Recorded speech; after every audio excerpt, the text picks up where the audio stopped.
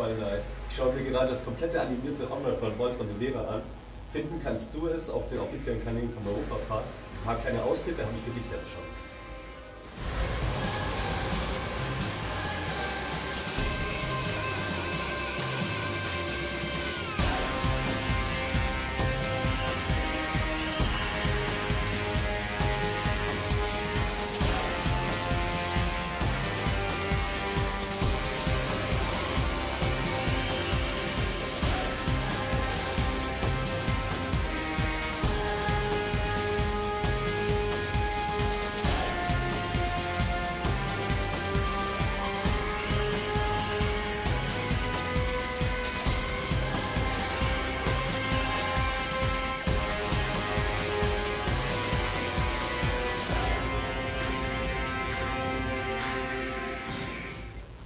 Ziemlich cool, oder?